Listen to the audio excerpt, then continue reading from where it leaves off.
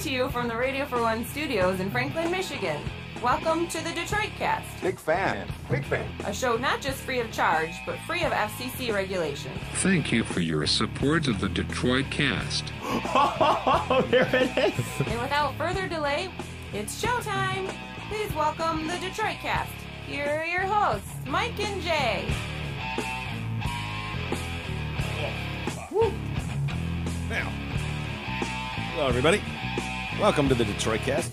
Mike and Jay. Shalom, Biggie. Hello there, Jay. Hey, Mike. How are you? How are you? I'm fine. I'm happy to be here. Thank you for having me. Happy to be. What happened to well to quite well? What's going on with you? You know, Are you not well today? I'm well. Dude, I did yoga this morning, so I'm I'm not sure I'm well. You ever You're done not- yoga? I don't know if a yoga instructor would consider what I did yoga, but I was in one of those classes, yeah. You downward dogged it? No. Actually, it took place in my backyard. Oh, you told me about yeah, this. there were a few people there, Yeah. and I stood in the back, which is the best move Oh, I could have of course. possibly made, because I had a row of girls in front Every of me. man knows that. And they downward dogged their asses off, and it was just great. But, dude, I couldn't do It's hard. any of it. I was telling Beth, I was like, dude, this is just dumb. Okay, stretching, whatever. Takes It a lot of almost strength. killed me. A lot of Seriously. strength to hold that shit.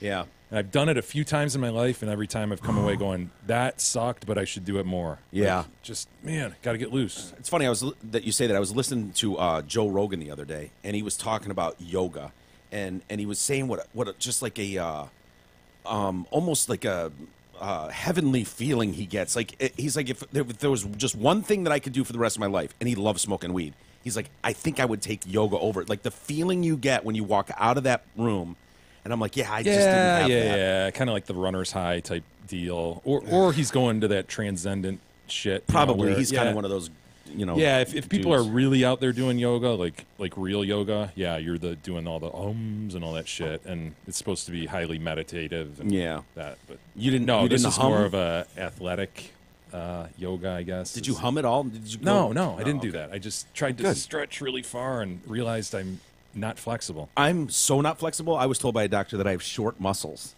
Because I went in and I was like, all the guys on the soccer team can touch their toes and like grab hold of their toes without bending their knees, and I have to like bend my knees at a 45-degree angle. And he's like, son, you've got short muscles. I've got wee wisps Oh, of my muscles. God. Like I guess like they're powerful, but Oh, they're small. yeah, They're just sure. short. Sure. That's what it is. So I get a tremendous amount of power out of them, but they just won't allow me. He's like, no matter what you do, you'll never be able to do that. So I was like, all right, cool. You are fucked up in so many ways. Like every other day, you come up with something else. Oh, my Yeah. knee, my bunions, all this stuff. My bunions. Yeah, no, I'm Your tooth is the latest. You can't, dude. How are you gonna Don't get me bite your started. nails? Don't get me started. How are you gonna dude. bite your nails? Don't get me started. Yeah, He cracked his tooth biting his nails. but that's not really a fair statement because if you look at me, you wouldn't know. Like you're not really supposed to bite nails, dude. Yeah. Like your fingernails. I find myself sometimes, it's just kind of a nervous thing. Like if I'm watching a game, it kills me because I'm like, don't bite your nails, asshole. Why would you do that? What are you, a child? But if I'm watching a game and it's late in the fourth quarter, the 2-minute warning, come back from commercial, it's just I'm just like, oh, come on, Matt, come on, fucker, do this. Like I can't help it, and so I find myself doing that every once in a while. And so the other day I'm sitting here and I was just like biting a thumbnail, and all of a sudden I'm like, why do I have sand granules in my mouth? It was just like chewing on cement. I was like, and then I was like, oh, that was weird. And I go back to do it. I can't get a hold of a nail. Oh man, It's your foothold is gone. dude, you don't even realize how critical and how much you use one slot in your tooth to bite a nail Really? until you lose that slot. Can you notice?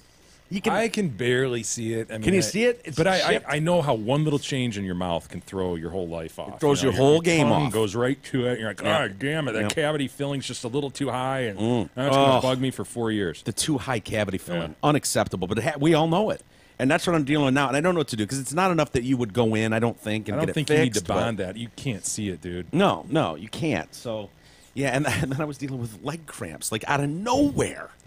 I'm laying in See, bed. my point. I know. I'm laying in bed, and it's like, oh no! And I'm like dead asleep, and then I'm launched out of bed, like, fuck! By those powerful leg muscles. Yeah, they're wee, but they're powerful. And so I'm just like, and it wasn't one of those where you can just like put pressure on a heel or something and make it go away. It's like, no, you have to like walk around the house like this for 2 minutes. And then go back to bed. So it's driving me nuts. He's man. just over here shaking his know, head. I don't know what to just say. an old man. I don't. You brought it up, not me. I wasn't going to address this. Okay. Well, Hey, should we welcome our guest into the studio? Sure. It's pretty rude of us. Mr. Steve Gabar is here. Hello. How are you, Steven? Fantastic. I got to tell you, man, you smell delicious. Absolutely delicious. Bag up. What is that? What What that is that? scent you're wearing? Yeah, we need to get some for E because he stinks usually. I'm hoping whatever you've got on, I like. I would like to have that around the house instead of the feces over here that we usually get. The base layer is soap. Base Yeah. layer. Right? But then we back it up with some Prada Summer Blend. Ooh. Well, The summer blend. Not to be mistaken for the winter blend. is there a winter blend? Yeah. And an autumn blend? I think it's the standard Prada might be the winter blend. Is the winter blend more spice, and then you've got more flour in the summer I blend? think the summer's a bit more soft and citrusy. Ah, okay. bouquet All of- right. That's why you enjoy it. You can either go flour or citrus. Prada chose, it sounds like, to go citrus. Yeah. I like it. It's delicious. So, yeah, maybe we could send a bottle to E or something. That'd be great. I'm gonna barely put on deodorant. I'm not gonna put on whatever it is. Well, when you get in here, we can just spritz you really quick. You won't be saying it. okay, fine. Have you seen that video that Jay was just playing drops from yet? No, the audio is fantastic. Bag up. Video. Bag up, Terry. Put it in reverse, Terry. My opinion, it's the greatest thing on the internet, and I am a boob lover, and I say that. Yeah. It's funny when I look at you, Jay, when those drops are playing, you can like lip sync them verbatim, like all the subtle things. It's so funny, man. What you doing, Terry? You haven't seen the video yet? I have not. You want to see it? I'd love to. What does he need to pay? He needs to Well- pay attention to Tear first, Well, right? first we got T-Bone, who gets no recognition throughout. Is But they're- T-Bone the kid? Yeah, T-Bone's the kid in the red Okay. Yankees hat. And a couple cars are going to come, so there's going to be a bit of a delay at the beginning. But then T-Bone's going to help Terry. Clearly, Terry's been sitting on the sidelines watching some shit Yeah. being lit. And this time he's like, hey, T-Bone, let me light one. And so T-Bone's going to oblige. Have we ever figured out how Terry ended up in that cast on his right foot?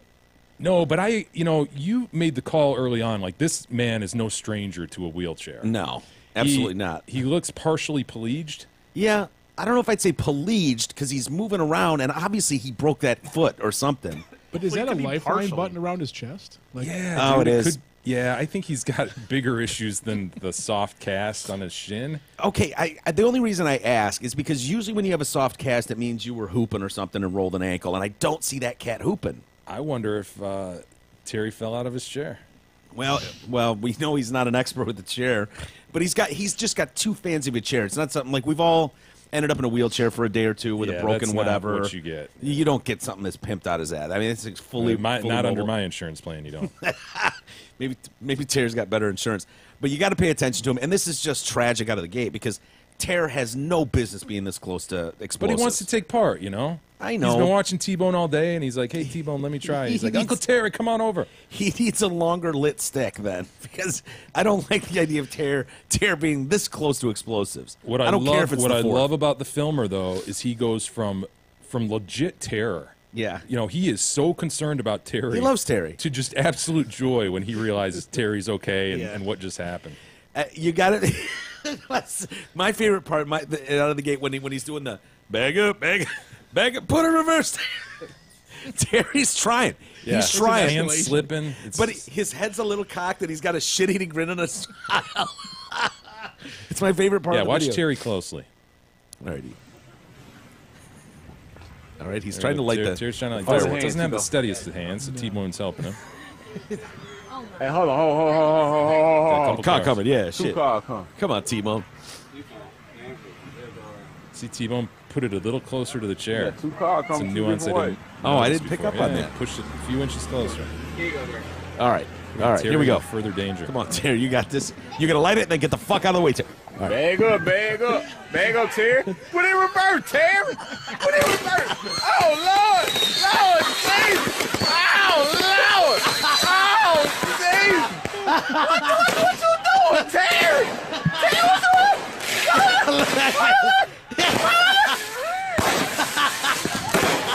Terry, what's wrong?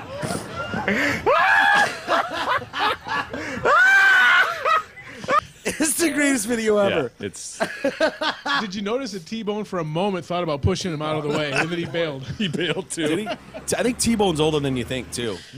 Look like a little shadow there on T-Bone's face. Really? Yeah, maybe. Not a beard. I was thinking T-Bone. Does he have a tat? Probably. Bag up, Terry. Would he revert, Terry? Yeah, he wants to help. He's like, fuck him out. Yeah. T-Bone bails. T-Bone bails. You're on your own, Terry. Look at Terry trying to cover his mouth. You're right, Steve. He came to help. Yeah, he's T-Bone trying. made a move.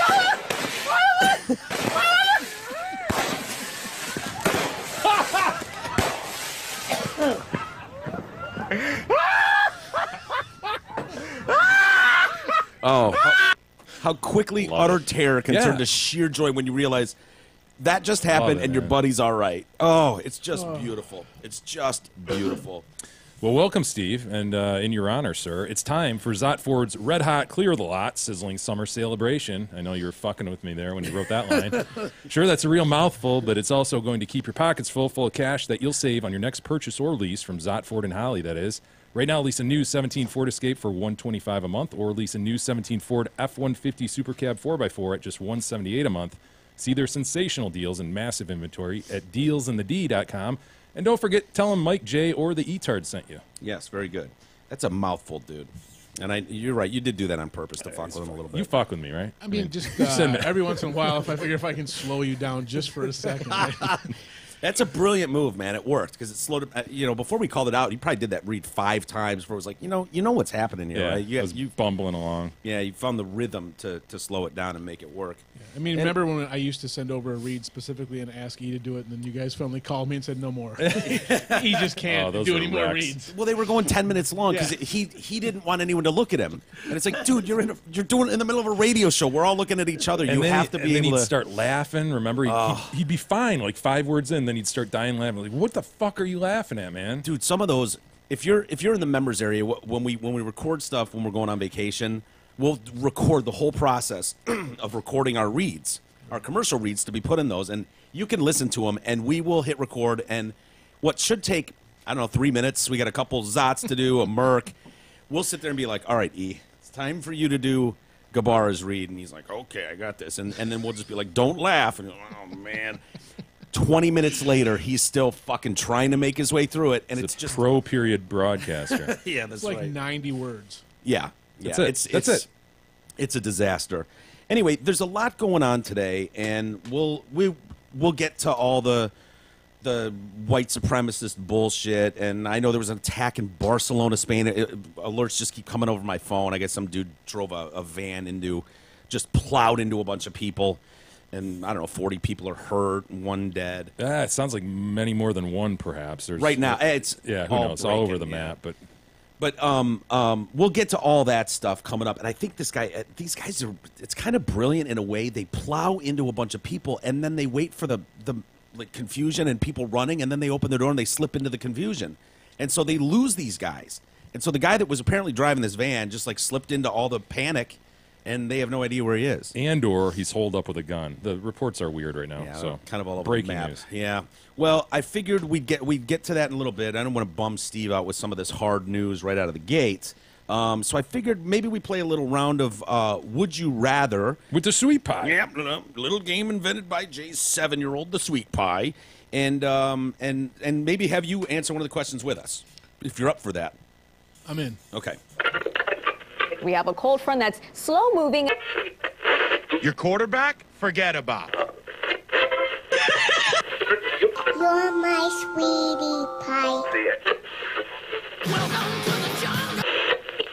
Well, she's my sweetie pie and I love her so. Well, she's my sweetie pie and I love her so. Well, she's the sweetest in the world and she's my steady girl 'cause she's my sweetie pie. Hello, Detroit Cast listeners. It's me, Sweet Pie, with another edition of Sweet Pie's Would You Rather. And Big E, there's no taking a knee on this one. Hey, Eric, try not to suck at this. Sweetie pie. Well, she's my sweetie There you pie. go, E. and I love her Try not to so. suck at this. All right, you ready for today's question from the sweet pie? One of life's great conundrums. Yeah, what did we do last time? What did she ask us? Was it You had nipple, extra nipple on your arm or your leg. Yep. And I mean, as expressed, if it's a functional nipple, Yeah. go arm all day, baby. Yeah, how fun would it be to just all day long just have that there and either pull on it like that or just like lick it and then and just have it pop. You know, just pop all day and tweak it. And that was a good one. What was the other one she asked us about? It was sleeping. Would you rather sleep with a skunk skunk and a porcupine? Yeah. So anyway, what's today's question, E? Would you rather be Eric for a day or Mike for a day? We addressed this one. That's not the full clip. That's the one where Sweet Pie's like, would you rather be Eric or Mike for a day? I think I'd rather be Biggie. I think I have that dry audio upstairs. I can maybe go get it later. But so we know Sweet Pie's answer. So present day, just looking at you two, right? It's like we're not rewinding 20 years. We're not fast forwarding. It's just present day. I see what you're doing. Just now. present day. Who would you rather be tomorrow? If I could be one of you tomorrow. For a day. For a day. Not for life. For a day. It's not like you have to inhabit my or his body for eternity. God, I just heard about your short muscles and your leg It's a cramps. no-brainer. Yeah, it's a no-brainer for me. Yeah, I wanted to sound like it wasn't a no-brainer, but it is for me too, man. I mean, can you imagine being tarded for a day and just going through life like not giving a shit about anything, having no responsibility? Yeah, it's like the old man syndrome that, you know, is always hugging young girls and stuff. They're 70, right? Yep. Totally. You'd be Big E? In a second. Me too, dude. Yeah. You could go hump a tree. You could do whatever you wanted. Anything. Plus, I wouldn't want to stay in the house all day. Okay. Yeah. Can I make my argument? It's your show. You'd rather be Big E too? For the record, I'd rather be Big E. Just for a day. Because I get to go back to being me, but I know what it's like to always be me. Yeah. For you guys, I mean, it's an opportunity to maybe get some different piece of ass. You could go over to Beth's if you wanted. You could play with the poos. Plus, you have a house. You have your own place. You come down here and fuck around with this stuff. But it's just a day, play man. some Like, video you could games. Just jump on the open road in the Huey Lewis mobile and throw some earbuds in. Well, I want to know. Grab a natty ice. I wish Sweet Pie was here so I could clarify a few things in her question, and maybe you're related to her, so maybe you can get into the mindset of a 7-year-old. But I'm wondering is if you're Big E for the day or me for the day, do you just mentally turn into us? Like you're in his head, but it still means you're going to whack off all day and go, fuck you, Mom. Or you are fully Big E for the day. Like, are you? But is Jay driving Big E's body? I mean, you must have some level of consciousness, you right? You got to know, right? Yeah, you got to know I'm Big E for the day. That's the only way it'd be fun. Yeah. So, okay. Otherwise, it's just like white noise going through your head. Yeah, you wake up the next day and you're like hungover. See, here's what would happen, though. You would be Big E for a day, but you would go, like, work out at the gym and do yoga. Like, you would just be Jay and Big E's body. No, the body would not handle that. It would, no. It would, but you the try to break it. body would not handle it. No, you have to, you got to have some level of consciousness. Like, today I'm Big E, and so you get to have his attitudes and his presentation. I'd love to see. I'd love to Yeah. see you guys wake up in my eyes, like from the couch in the basement, and just be like, "Well, time to do this today." Life through Big E's eyes. I get it. Because you've There's got like rainbows everywhere and shit. You immediately have no responsibilities. Yeah. Responsibilities. So I get it. Free day. It's a free day. No one's going to ask you to do anything. And if they do, you don't have to do it. So anybody that says anything to you, you can just go, "Fuck you, dude." You know, Eric, it's time for breakfast. Fuck you, dude. It's a very attractive life for a day. I'll give you an example. I wouldn't sleep. No, fuck no. I'd want all 24 hours. I'll give you an example. This morning, I'm wearing this stupid shirt. It was one of our shirts from the Burley days, from the tubing days and stuff. And on the bottom of the shirt, it says, ripoff. "Get high." And Burley had made it more of a play on words of the fact of tubing and get high with tubing. But my mom saw it. Wordplay. Nice. And as I'm walking out of the house, my guy. mom saw it and goes, "Get high." What's that? And starts babbling on. What does that mean? And I literally just didn't respond to her. I just got in my car and drove away. And she was like, standing on the driveway, yeah, still she's like chirping. yelling at me about my shirt and not getting high. And I'm just driving out the driveway. So see, you could do stuff like that. Like if you had to do it to Gab, like you'd have to deal with her. You know, if you get mad at your wife or this or girlfriend or this or that, like you have to deal with that later. But you could deal with things like that in my body that it would just be like whatever. Yeah, there's different ways to solve problems. Yeah. Would you jack off just because? Of course. And you're Big E for the day, right? Yeah, and every day, righty? I have days I miss, believe it or not. There are days I don't masturbate. Why? Just because I'm not feeling like it, I guess. I don't know. Well, I would think if I'm depressed, I don't. If I'm sad, I don't jerk off as much. Would you want to give it back after one day, Jay? I mean, what if he wanted to go a second date? I know. It could be a drug, dude. It could be a drug. The complete lack of responsibility. I don't think he'd want it for but a dude, while month, you're but a away, week. shit's kind of going sideways where you have responsibility. You don't want to be away too long. I mean, Yeah, what's going on with his body? Am I in the other body? Nah, he's called in sick for the day, but I'm just saying, you don't want the inmates running the asylum, so you got to be careful how many days you take off. I think I would check his dick and balls really well and see what's really going on with his burns and why he keeps itching and all that stuff. Maybe I'd go to I think I'd make a doctor's appointment and go check that out. You care great, for his dude. well-being? His Yeah, future that'd be great. well-being? If you You're want only to take in him for a over day. for me and go to the doctors, that's awesome. I'd go get an enema. Go get that prostate Get double that and triple prostate- I'm not checked. going to feel checked this. in triplicate. He's going to feel it, not me. I might even go down to downtown and just start soliciting gay sex and just take as many dicks as I could and just let E deal with whatever that meant, you know. Or I thought the other thing that would be nice would be to just go get an AK-47 and go into a mosque and just light it up and then just be like the next day when it's like, I go back to me and E wakes up in jail dealing with, I didn't do it, facing the death penalty for federal terrorism charges. Well, if you're going to go that route, holy hell. Hey, I mean, dude, I didn't tell you what to do with your day. Don't tell me what to do with my day. Well, then I choose Mike, and then I'm going to do that with your body. Too then. late. Well, then I'll have Jay like, dude, here's what I'm going to do, Jay. I'm going to have him murder a lot of people. So will you do me a favor and, like, chain him down to the basement so he can't go do that with my body? Sure. Thank you. Gabara, what would you do? You chose E. I did. Yeah. Would you go to an EDM festival? I really don't know. I just trying to put myself in his place. I immediately don't have a plan, right? So Well, neither does he. So Right. you're there Right, already. just see what the day brings. you know? yeah, Exactly. I would literally Steve, get you up. never know, dude. Sometimes I just wake up, and then I come here, and then sometimes I'm driving to Flint to Yeah. do comedy, or sometimes I'm just walking around the mall. See if somebody texts you during the day, like, dude, let's do this. Okay. I mean, you forget you worked for me for a year, right? So I've seen some of your routines, Yeah. or lack thereof. Yeah, what is my man like on a regular work day? No different than you. I mean, Yeah. he's as invisible as possible. Yeah. You got to seek him out if you need something accomplished. Yeah. And then rarely, if you actually need something accomplished, would he be the one you seek out? Which is Good a point. perfect way to treat work, though, because then you don't want to be the person that people want you to do something. You want to just be like, yeah, he's Under the always radar here, guy? but yeah. On the payroll. But Furrow brow on Jay. Just Unreal. so doesn't understand it. he perplexes me, man. 38 years old, and this is his life. Yeah, it is what it is. Hey, man, should we talk about what's coming up with us, Steve? Yeah, that'd be With great. going forward, I believe it's September. We're gonna open things up a little bit here, Correct. and include the Zot deals in the D group. Yeah, so we've got 4 dealerships, and obviously our Ford dealer was the first on board with you guys, and it's been a couple years now. And Three at least, I think. Yeah, probably so, since the Kickstarter. Yeah, and first one in. It, our deals in the D is kind of our mother company or big brand, whatever you want to call it. But so the Ford dealership's been here. We also have Chrysler Jeep dealership in White Lake. We have a Dodge and Ram dealership in Highland, and we've got Toyota dealership in Waterford. Nice. So, as everybody knows, all the listeners, it's been Ford who's been on board with you guys, but now with the success that we've had being partners with you guys, it's the other 3 dealerships want to get involved. So they're jumping on board in September. It's going to be a lot of fun. That's We are awesome, thrilled. man. Yeah, we are so thrilled. I think it's going to be great.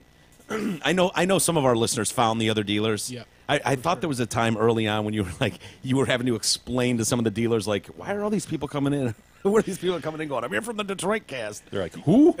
Like, what is this shit? Yeah, it was definitely, the when we have TDC guys come in to the Ford dealership, we've got a lot of listeners in the Ford dealership that would know the lingo, the drops, Yeah. who E-Tard was. And some of the guys at the other stores that weren't as exposed to it would struggle from time to time trying to understand the nomenclature. The nuances of it all. Yeah. Yeah, well, that's really exciting, man. We'll look forward to that and kind of open things up and broaden the scope of the reach, and hopefully, I'm sure it'll be great going forward. Give So- listeners a lot more options. Yeah, absolutely. Yeah, Absolutely. we're really excited about it just because, like I said, the success and as loyal as your listeners are and how hard they work to support you guys obviously benefits us and your other sponsors. So bringing the other brands on board, like you said, it's going to be more options for the listeners and just, I think, really strengthen our partnership. Yeah, well, exciting. looking forward to it, man. Thank you for that, and we appreciate it. Hopefully it lasts for a long, long time. I think Seriously, so. yeah. No, I appreciate all the things you guys do. Well, we should get into some of these news stories because I think we're going to talk to some festival guys in a little bit. Yeah. Perhaps. Some ease people. Do you have the details, E, on them? I need the... What do you need? Well, who we're talking to would be nice. I don't remember exactly what their names The were. Imagine Fest, right? No, I know it's the Imagine Yeah. Festival, in I Atlanta. have to look at my emails over there. Big EDM festival. Coming Absolutely. up in September. And it's not... Believe me, I don't think you and I are too, worried about, well, who's going to be playing, spinning the tunes. Yeah. I'm more interested... The people we're going to talk to is a couple that started the festival, CEOs, and... Yeah, and frankly, it's like when we're presented with something that's just not in our wheelhouse, like a wrestling issue or something. I mean, we don't try to fake it and act like we know everything. Yeah. We just... It's the worst thing you can we're do. curious about what the thing's all about. And think they're interesting people, so... I'm especially curious because of that awesome article you brought in about the Fire Festival. Oh, yeah. Because that's how I think it would go if I started a festival. That big failure down in the Bahamas or wherever it was. Yeah, where it was supposed to be this exclusive, young, hot models. And kicked off by the Kardashians on Instagram and all that. Yeah, and it was huge. It was like $25,000 a ticket. Ja Rule was partially in charge. And it was going to fly you down for your private cabanas and all this shit. And they didn't get so far as building a stage, but they still tried to go through it. Utter disaster. Yeah. Disaster. No planning, proper planning or anything. And so all these people start arriving, and it's quickly you realize, there's nothing here. And so that's how I feel it would be if I started a festival. So I want to ask them, I'm intrigued by that kind of thing, you know? Right. Anyway. Glenn and Madeline Goodhand. Yeah, just print those basic details off, E, so I can recall it when we start. The white supremacist movement is still going on in the country, apparently dominating the news. It's getting rather irritating to watch, I'll be honest with you. A lot of hysteria, for sure. Well, it's a lot of scary rhetoric that I don't like because it's just, if you have a different view than someone, it's you might as well be a neo-Nazi. Who is it? The Southern Poverty Law Group, you know who I'm talking about? That they monitor hate groups in the country, and they make declarations like, this is a white supremacist group. Mm-hmm. This show would be declared, if we were big enough and on the radar and someone reported us, they would deem us because of a joke or a word or a sentence. The skinhead we have running the Google machine right now. Exactly. We've got a skinhead in studio in Gabara. That would be enough for them to just brand it that, and so people will go to this. And so there are just Christian groups that are branded hate-filled because, they don't believe in abortion, and we should welcome that, or whatever. And so there's a rally that's coming to San Francisco. And you may have seen this popping around on the news the last couple days. Yeah, definitely. They want to shut it down, right? A Trump rally? Yeah, and I'm not going to go to bat for this group. I don't know enough about them, I'll be honest with you. But yeah, I don't either. It's Patriot Prayer is the name of the group, and they do rallies around the country in support of their president, their country, their religion. They're obviously Christian-based. And they've just been deemed another hate group. And so I was like, really? God, there's another hate group going and doing a Nazi rally in San Francisco? Really? Do we really need that? And so I'm reading this article in the Examiner, the San Francisco Examiner about it, by a guy named Joe Rodriguez. And he just says, this is not a drill. The raging right is spreading from Charlottesville to San Francisco. A right-wing pro-Trump's free speech rally was announced in Crissy Park for Saturday, August 26th. A counter-protest is already forming. The group Patriot Prayer has already obtained its permits. A Facebook post claiming neo-Nazis are coming to San Francisco started to go viral, which was posted alongside phone numbers for federal agencies responsible for granting the permits at the rallies, a literal call to action. So they want you to cancel their permit. Okay. When did it become necessary for everything to have a counter protest? Wasn't there a time where assholes would protest and you'd see these far off shots of 8 guys with pickets and people go, ha! Look at that. Crickets, that's hilarious. Totally. But now you have to go and you have to shout your view and they shout theirs. Yep. So they start posting these phone numbers demanding that leaders, and if you're not on that side, if you're not on the right, you have every incentive to go, we will not tolerate these neo-Nazis coming to our town. And people aren't smart enough to do research and figure out what the real story is. It's just oh, they are, and it's that's all you need. Good. Grab your sign. Let's go. Let's start a fight. Mayor Ed Lee's hands are tied. This was his message. His hands are seemingly tied as the protest is on federal land outside city jurisdiction. Yeah, so, you have to give him a permit. It's called the First Amendment. Sorry, deal with it. As the mayor of San Francisco, my primary responsibility is the safety and well-being of the residents of San Francisco. As such, I cannot condone a rally that incites hate, bigotry, or violence. They will have their rally on federal land because the Constitution provides it. God damn it. A counter-protest called Unafraid plans to attend. Another for the prayer group on its West Coast tour, led by right-wing notable Joey Gibson, a brown guy, by the way. He's not really a white guy, but whatever. Who cares about those details? He was wearing a Hillary for prison T-shirt, so obviously he's the bad guy. He led his band of wackos through Seattle as minor clashes broke out. The so-called Patriots marched the day after Heather Heyer was struck by a car and killed in Virginia. Gibson tried to distance himself from that deadly event because we weren't there. We had nothing to do with that. Patriot Prayer has always preached peace and always practices love.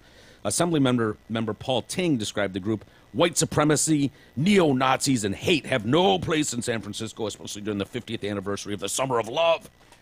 And then you've got Nancy Pelosi from San Francisco. She was pushing to have them delay the permits and see if we could get these pulled, blah, blah, blah, blah, blah. And then, I don't know, I'm sure you saw it. Tucker Carlson interviewed the guy last night. And here's this guy, and he's like, yeah, I don't know why they're saying that. We got 8 speakers scheduled. One is a transgender woman. There is one white guy, and the rest of us are either brown or black. Yeah, so he's to call Hispanic or something. Yeah. Yeah. So he's like, to call us neo-Nazis, white supremacists, it's very disingenuous. We love our country, we love our God, we, blah, blah, blah. And so I don't know what this is about, but it's very dangerous to hype up all these people to come here and counter-protest, looking for a fight, looking for a war, let's go to battle. And having these leaders announce this, and it's so disingenuous and such bullshit, in my opinion, because those people that work there, they know, well, we're trying to get the permits pulled. I can't believe permits are issued on a first-come, first-served basis, guaranteed under the First Amendment. End of discussion. That's it. So to act like they don't have a right to go there, no matter as long what, as they pay and apply, right? Pay and apply and go there, and they set it up. Peaceful. And they're peaceful, yes. It's a whole trick. And you're totally right, Jay. Usually that would go off. You'd have 20 weirdos in a fucking corner going, well, yeah, we need to do something. What? I don't even know what their talking points are. It's irrelevant. I'm not defending it. Instead, it's like, okay, let's have these 20 wackos there, if they are. I don't know. It's, again, irrelevant. As long as they're not inciting violence or coming to do violence, once it goes there, fuck them all. Take them all down and throw them in jail. But until they do that, you just got to let them be. That's what it is. It's what it is. And I don't, I started thinking of, while I was doing that, I was thinking of Isaac Newton. Jay. Well, why wouldn't you? I mean... Did you get hit in the head by an apple? I didn't. While you were looking this up, I chucked an apple at your head. Is that what it was? Yeah. I got bonked with it. Isaac Newton. Well, it just reminded me of that. Like, okay, if you do your thing, and you go there and it's you and your friends, and maybe no one hears about it. Usually, no other groups will hear about it unless it's announced everywhere, nationwide. Nazi group. Even if it's bullshit. But Newton's, what does Newton's third law say? For every action, there's an equal and opposite reaction. Yeah. And so when you get this rhetoric going up, it's like that's what you're going to get. You're going to get the opposite reaction. So you got these guys that want to do their thing, these guys that want to do their thing, and now you're clashing. Now you're bonking heads on this. Yeah, it didn't always used to be like that. As I just mentioned, though, with protests, a lot of times you'd get a different reaction. You'd just get just ignore them. Ignore them, they'll go away reaction. Yeah. And so I got to admit, dude, I kind of went down the rabbit hole a little bit when I started reading up on Isaac Newton. That guy was really smart. I don't know if you knew much about old Isaac. I've heard that, yeah. Dude, that dude was Cambridge doing shit. Guy. He was. In the 1600s. Sure. Guy was smarter than most people now. And we're going to the 1600s, dude. He said some amazing things. I hope someday there's quotes around something I've said. And it's like attributed to me. It's like, he once said blah, blah, blah. It probably won't be anything cool or profound. But I'm looking at the drop list here. That's really astounding. I don't know. Maybe you get attributed with that. Yeah. One of the things he said, though, If I have seen further than others, it is by standing upon the shoulders of giants. Oh yeah, that's a great one. Isn't that awesome? Yeah. And it's kind of fitting for this. It's like it's so easy to judge previous times, but the point is, by standing on the shoulders of those giants, you're seeing further and you're progressing more. He knew it in the 1600s, Jay. He knew that. I can calculate the motion of heavenly bodies, but not the madness of people. Man. Dude, madness is such a great word, isn't it? You're mad. I thought this was great, too, and this caused huge controversy on Christmas back a few years ago. Our boy Neil deGrasse Tyson sent out a tweet. It's his most tweeted and liked and retweeted thing ever, like 77,000 each. But he said, he wrote this on Xmas Day. On this day, long ago, a child was born who, by the age of 30, would transform the world. And the people are like, he means Jesus. By the age of 30, Christ himself, the Christ child. He's clearly talking of Jesus, right? On this his day. And then he writes, happy birthday, Isaac Newton. And Christian groups got outraged by this. Somehow this was insensitive on Christmas Day. I thought that's a great tweet, right? Sure. Isn't it a great tweet? There's nothing, repulsive about it. And so he ends up responding like, well, if you knew, Jesus, he shared Jesus's birthday, and everyone knew it was Jesus's birthday, and by the age of 20, he discovered the laws of motion, and I'm talking back about Isaac, and universal laws of gravitation, and invented integral differential calculus. Pretty impressive by the age of 30. Didn't he also figure out that light was actually made up of a spectrum of different colors? Yeah, which, you know what I was going to say, dude? Like, he did a lot. Now, you got to remember, this is going back to the 16 and early 1700s, so he was going to have mistakes. There just were, but when I read that he was the first to see through light that the color white contained all the other colors of the spectrum in it. And, dude, I'm telling you, I'm looking at this white. Look at that. You find even a hint of any other color in there. I see your orange highlighter, but I don't. But, dude, I've looked at it last night extensively, and I didn't see shit in there. That depiction doesn't show it either. Yeah. It's black and white. It's just not a good represent. Is that old Isaac? It's Isaac.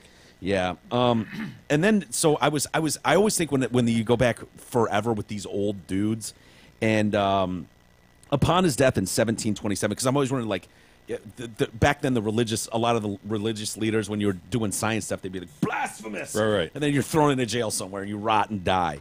So I'm like, how did religious leaders feel about him at that time? And it was like, apparently they loved him. Apparently he was a super godly guy and believed in God and all this stuff. But upon his death in 1727, Newton lay in repose. Lay in repose, yes, in Westminster Abbey for a week. Oh, how gross would that be? Wow, man, back then, for sure, Had they figured out that, what is that barbital sauce that you put your, the blue shit in the barbershop that you put your comb in? Isn't that what they do to the body when you die? They, like, soak you in that stuff or something to make you not stinks? Not back then. I don't think they did. Yeah. Well, whatever it is, I don't know that they had that stuff back then, so I imagine that would stink. At the funeral, and this is my favorite thing. This is making me not want to be just like charred to death. I almost want to be casketed. When it said, his Paul was born by. Oh, you want that sentence in your obit. Dude, if his Paul was born by. His Paul was born by. X, Y, and Z. 3 earls, 2 dukes, shit, and a Lord Chancellor. The problem is, your Paul is not going to be born by 3 earls, 2 dukes, and a Lord Chancellor. Look, you're going to have me, Deuced, Gabara, and E. Dude, seriously, if I could even find 2 earls, like if Earl Johnson or Earl Stevens, and then it was like, his Paul was born by 2 earls, 1 duke. You could probably find a duke, 2 earls. But the Lord Chancellor is where you're going to come up short. Whatever. These days, nobody's named Lord Chancellor. Nobody. What about Lord Voldemort? And I just get the actor that played... Ray Fiennes. Yeah, is Ray Fiennes still around? He's still here. If I could somehow meet up with Ray Fiennes, get on good enough terms that he could... My Paul could be born by him. I could take that. 2 earls, 1 duke, and a Lord Voldemort. It's absurd. So when he died, he was buried like a king who had done well by his servants. No scientists before or So he after. hadn't challenged the tenets of Christianity, basically. He was like, well, the apple fell straight down, not at an angle. Yeah. Christians are like, cool, that fits. And even if he did, as long as he's like, dude, I'm totally on board with your shit. I got you. Because he was in church every week. Light is actually a rainbow. Okay, yeah, we got rainbow. Yeah, Noah's Ark. We're good. Sure. Fits. They said nobody has been, no scientist before or after, since 1727, has been so revered and interred with such high honor. Is that right? Yeah. Isn't that cool? I remember going on a tour. You know how I went on that overseas study to Cambridge? And, And well, yeah, when you vandalized the whole... I didn't do it. We lost the pendulum in the River Cam. Guilt by association. Ever heard of it? You have. I remember taking a tour, and this is how Europe is, right? You're just walking down streets, and they're like, and over here is where Isaac Newton's office was. You're like, fucking Isaac Newton? Dude, that's insane. Right there. There's the tree where the apple fell and hit his head. Dude. Like, that's honestly insane. hard for me to wrap my head around. It really is. And that'll be the case someday when we're gone and this site has been built on. Who's the genius that's like... Hawking. Yeah, that guy. Hawking, when he goes, like thousands of This years is from the chair in which Hawking sat. This is the chair which Hawking's routinely drooled all over. Now there's a man named Terry operating it. There's just some nerd with glasses on, pecking away at his single pecking his computer. Yeah, no, it's hard to get your head around when you hear really something like that. They say the unusual gift that Isaac Newton had was that when he got an issue or problem in his head, like he was just this math, he invented calculus. When he got a problem in his head, it was like he was like Rain Man. He was just stuck. Definitely. Like, oh my God, I need to know the answer to that. Figure it out. And for days, weeks, months, he'd pace about. All that was in his head was this problem until he solved it. And so for weeks or months, he could just have a thing locked in his head and just be like, boom! Pops out the other side. Calculus. And it's like, calculus. Yes, advanced calculus. Holy shit. Isn't that amazing? It sounds amazing as a gift, but imagine if it's like, hon, what are we doing for dinner tonight? Hold on! Hold on! I've got calculus 2 about to blow out. It's like, oh, fuck. All right, Newton, have a seat. Did they name figs after him, by the way? Oh, for sure. Yeah. Everybody knows that. Is that the whole apple thing? Yeah. Yeah. Makes sense. That's not a cool thing, though. I think fig Newtons blow. Slow down, buddy. Slow down. Tell me you're not I'm going to argue say they for fig blow. Newtons. I'm not going to say they blow, but I don't think you disparage an entire cookie category. It's a delicious cookie. A fruit-filled soft cookie. It's gross, dude. It's gross. It is. My Nana loved fig Newtons. It's the... Honestly, I can't eat a sleeve of them, but I could have a couple Newtons. It's a good cookie. Dude, it's the fruit bread that's sold at Christmas. Fruitcake. It's the Did fruit you hear they found a fruitcake in Antarctica, and it's like 100 years old from some prior expedition, and it looks edible. Like they open it up, there's a picture of it. The goddamn thing looks like you could slice it and eat it today. Isn't that true with like McDonald's burgers too? I don't know about that. And it's just not as impressive. Like that stat would have been mind blowing to me until I was reading all this 1627 shit. Now it's just like, well, 100 years, great. Call me in 3,000 years when it's edible. Yeah, dude, I don't know. It does seem like the fruit cake of the fake cookie world, in a way. I didn't know there were fans of that cookie. They're not called fig Newtons anymore. Oh no, just the Newton. They're just called Newtons, Correct, and that's yeah. because they're trying to expand the brand, right, to apple and cherry and stuff like that. Makes sense. Yeah. Yeah. Fig Newtons no longer exist. They're just the Newtons. Really? I think looks like they come in a lot of different colors and all that shit too. Anyway, so yeah, sorry to take you down the rabbit hole of Isaac Newton, but I was fascinated by him. I wish I'd paid attention in school. You know, I really do. Yeah, he's an interesting dude. Yeah, for sure. Anyway, we'll get to another, for every action there's an opposite reaction maybe later. We've got to get to this interview. Who are we calling? What are their names again before we... Madeline and... Greg or something? I told you to write it down, Madeline but... and Glenn Goodhand. God damn you to hell, E. Madeline and Glenn. Good hand. Good hand. That's... Yeah, really? Like, that's for real? Yeah. Okay. That's one of those where you just keep your maiden name, you know? Madeline Goodhand. Yes, Johnson-Goodhand. Well, my notes are here. Okay. Madeline Johnson-Goodhand. Yes, very good, very good. Should we give him a call? Should we talk? I promise we won't go deep into EDM festival music and all that shit if you're like, oh, God, please, no. But they did start this company, and we're doing these sweet parties all over Atlanta, and it's really revered as a great, great festival. So it's coming up in a few weeks. So why don't we give them a buzz?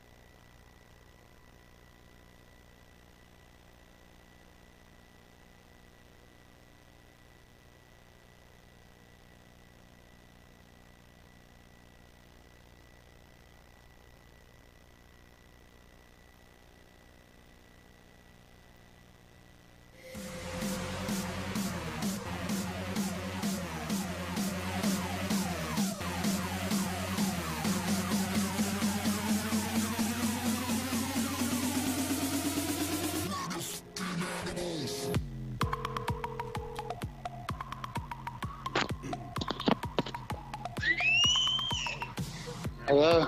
Whoa. Glenn. You have a parrot? Wow. Yeah. Was that your kid 14. that just deafened us?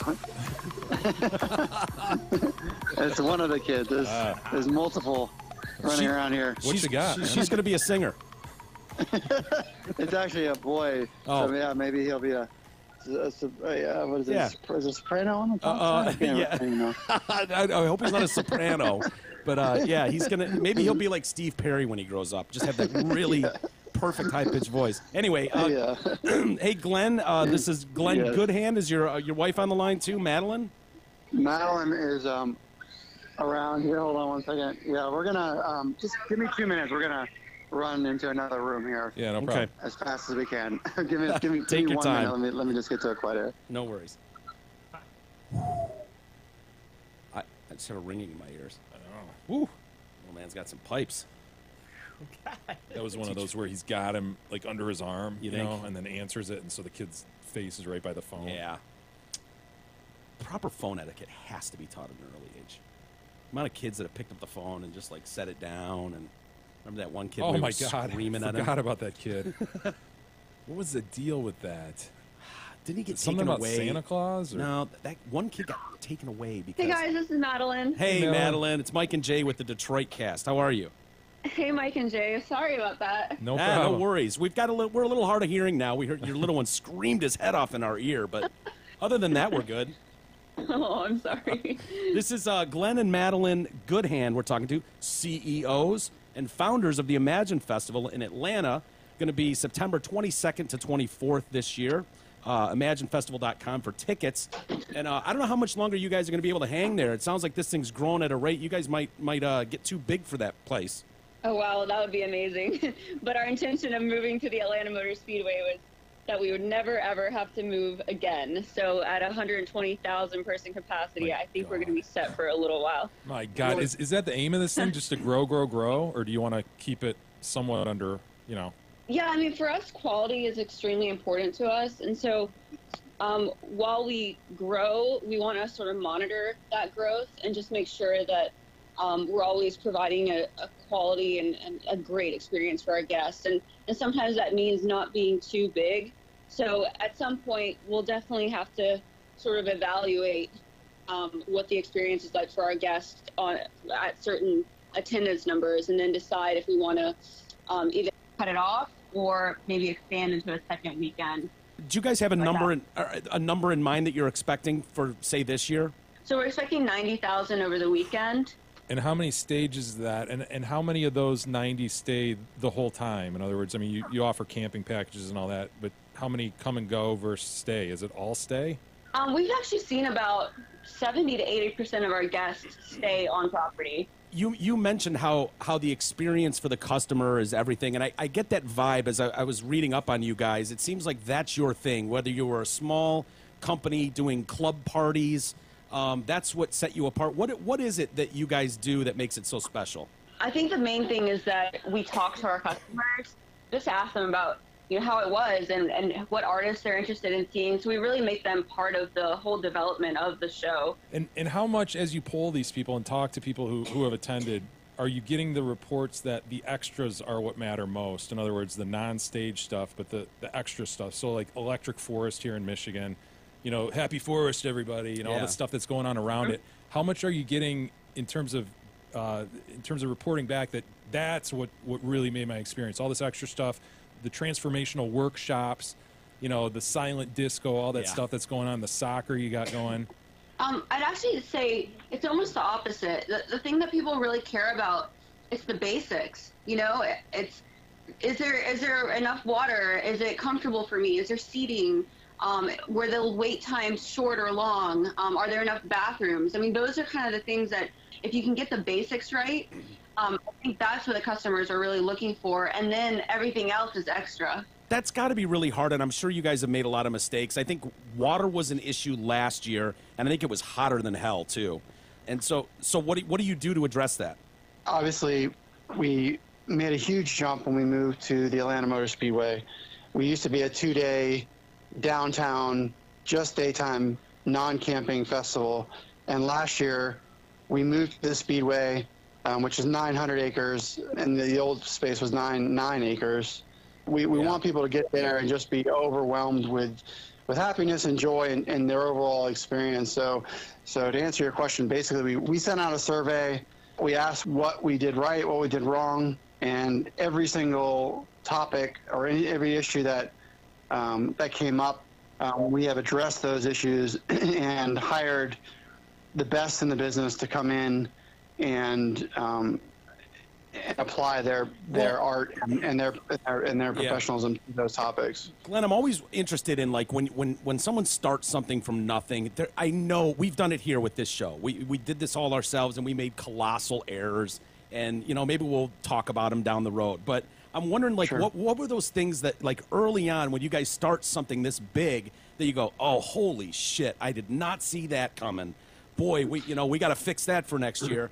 Can you think of anything that was man, we almost lost it there? Yeah, so last year in particular, we definitely had some challenges that almost jeopardized the entire festival. No kidding. Without going into too much detail, Madeline and I are a fairly small operation. We're still independent, and that's a whole conversation in itself. Yeah. But, we have to, as we move to a bigger scope of the festival, we have to start delegating responsibility. And so part of that delegating responsibility, we delegated some of the major departments, meaning medical and security, to somebody else, and we relied on them because they're supposed to be one of the best in the business.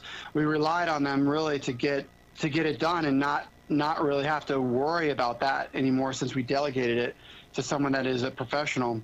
Anyway, they end up being very busy. We didn't stay on top of them as much as we should have.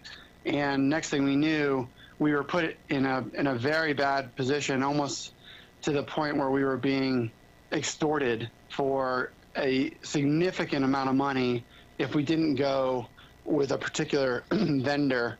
And it was really nasty. Mm-hmm. And it put us in a really bad situation. But all those, what does not kill you makes you stronger, and it certainly applies here. It takes dedication and passion to get through those challenges, and it just makes it's going to be fun to look back at those times and, man, I can't believe we made that mistake to the point where it jeopardized the festival. And so we made it through. We learned from that mistake. We do delegate departments as we should, and we have to, but we also make sure that we are as in touch with exactly what's going on in every major department that we can be. So our hands are in every single major decision. What is the biggest challenge in terms of organizing something like this? Logistically, it has to be incredibly complicated. Makes my head hurt thinking about it, honestly. It the site? Is it locking down talent, security, promotion? What's the biggest challenge? I don't know if there's one thing in particular. I think that overall, from a festival standpoint, that security has been a challenge for all festivals, not just us. I've read articles about Coachella, Electric Forest, EDC Vegas. Everybody has a challenge when it comes to hiring security that has the same vision and isn't overzealous and is nice, but firm but friendly. And it's just a matter, I think, of and just the amount of people that they have to hire short term, and it's tough. It's a challenge even as an entrepreneur and as a small business owner. It's one of our toughest challenges, I would definitely say, is getting a good team, getting a good staff that really has your best interest at heart and understands the big picture and the overall vision of what we're trying to do. And so I think this year we've grown leaps and bounds in that particular area. We've hired some really, really good folks and that have the right mentality, have the right personalities. And I think all of that's going to trickle down into the overall experience that people are going to have this year in particular. Your mention of security makes me wonder about the drug culture that obviously is synonymous with this type of music and festival. How do you guys approach that as organizers? Do you try to police it? Do you ignore it, pretend it's not happening? Do you somewhat embrace it, encourage it? What's your view on the drug culture? We certainly don't embrace it. We have to be responsible. Not only, I think we obviously ask our guests to be responsible. There's a lot of, especially these days, there's so much crazy stuff going on, and it's just dangerous. And so we do checks at the gate. We do checks. We do car checks. And honestly, our number one responsibility is the safety of our guests. So. Yeah, you can tell you're a lawyer. Yeah, you're a lawyer. Hey, if the drugs don't get in, though, it's a far different experience. I mean, we all know that. Sure, yeah. So I understand what you're saying. I mean, I just want our number one concern is that everyone's safe, and then that people are responsible. So whatever that means. Yeah. If they want to be responsible for their own, then let them be responsible. I just don't like the idea. Yeah. I mean, we're 18 and up. I think that helps. We don't like a bunch of kids running around. Glenn, you obviously can't endorse it. We totally understand that, but honestly, the whole vibe reminds me. I used to go to Dead shows all the time, and it was just such a different. And if you weren't into it, you didn't get it. But if you went, you got it, and everybody just kind of like it was an open thing, really, at those Dead shows. Walk around the parking lot or the venue, whatever. But I will say this: we've got our producer Eric here, and he got into the EDM craze. I don't know, a couple of years ago. Yeah, like 2 years ago. Way too late. And he's going to, it's like every weekend, I can't be there tonight, guys. I'm going to Houston for something. And he's coming to Atlanta for yours. I think he's trying to get media passes for it. But but he doesn't even really drink at these things. And he's basically an alcoholic. And he doesn't need drugs or alcohol at these EDM festivals. He's like, dude, I'm so high just on the music and the events that I don't need any of that stuff. I think it's a good point. Obviously, people at any show, whether it be EDM or any other festival, choose their poison. I mean, it's part of today's world. It's been happening since the beginning of time. But again, I think it just goes back to responsibility. And to that point, we're trying to provide an amazing 360-degree sensory experience for everybody. So it's not just the music, although we try to highlight the music for sure and get back to that as being the most important. But there's definitely more engaging circ acts and art and food that we're trying to make as it. So it's not just a music festival. It's not simply focused on the music, although again we highlight it. I think it is the most important. But in addition to that, we do definitely like the engaging experience. We're going to have so many circus performers and character acts and stuff walking around and water acts and different transformational classes and yoga and sports. And the way I like to look at it is somewhat of a melting pot, where we look at the festivals that we really, admire.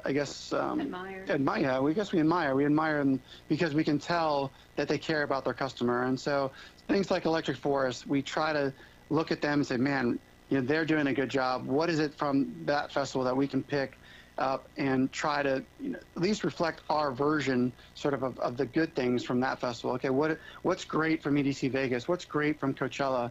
And what's great from Burning Man? And really try to bring a little of all that into the festival so that you don't need any particular drugs or alcohol to have a good time. It's really about the atmosphere of coming with friends and family and creating memories that will last a lifetime. Well, when you're that's a good idea, doing research and kind of cherry picking ideas, or that's a good thing. That's a good thing. Were you able to pick up any ideas from the Fire Festival this year? Oh man, yeah, don't do that. It's funny on that. Everyone brings that up as a joke, and but it's devastating to the industry. It's devastating to the promoters, especially the independent promoters, because then all of a sudden everybody, the agents and the insurance companies, everybody else come back to us, and all of a sudden we're totally lumped into that. We're lumped into that big, that big group, and we're punished for it. It's tragic, honestly, and not just because the people that there had a horrible experience, but it's tragic because of what it does. The people that have no experience and don't know what they're doing, create bad business for everybody else and make it a lot more difficult for everyone to conduct business. It's a miracle no one was seriously hurt at that thing, and I know it's probably a sore subject, but it's fascinating to us. And Jay and I read that whole story about the Fire Festival and everything, and we were wondering at the end of that, like, were these guys sinister, or were they just way over their heads?